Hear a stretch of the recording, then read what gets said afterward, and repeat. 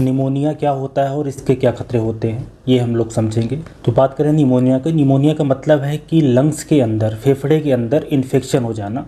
तो जैसे आप ये इमेज देखो, ये फेफड़ा है, दो फेफड़े होते हैं, एक लेफ़्ट साइड में एक राइट साइड में।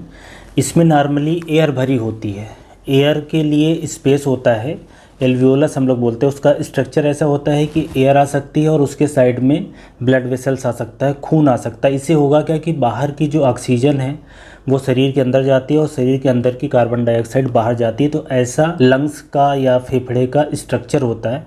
अब निमोनिया में क्या होता है कि इन्फेक्शन की वजह से ये जो एयर स्पेसेस हैं इसके अंदर इन्फ्लेमेटरी सेल्स आ जाते हैं, बैक्टीरिया आ जाते हैं। इन्फ्लेमेटरी सेल्स के द्वारा जो सिक्रीशन होता है, प्रोटीनेशियस सिक्रेशन और थोड़ा पानी भर जाना। तो बेसिकली लंग्स के अंदर जो एयर स्पेसेस है उनकी जगह पे इन्फ्लेमेटरी सेल्स, बैक्टीरिया, इन सब का आ जाना निमोनिया कहलाता है।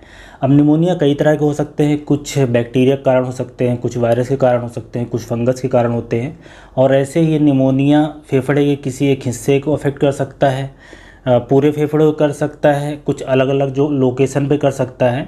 तो कितना फेफड़े को अफेक्ट किया है उस हिसाब से पेशेंट के अंदर लक्षण आते हैं और उस हिसाब से उसको सीवियरिटी आती है, उस हिसाब से जान जाने का खतरा रहता है।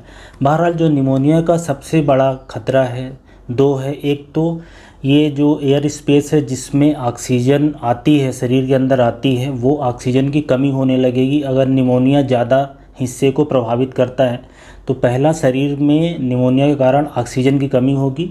ऑक्सीजन की कमी होने से शरीर के सारे हिस्से लगभग प्रभावित होते हैं क्योंकि सारे सेल्स को ऑक्सीजन चाहिए, पहला नुकसान है।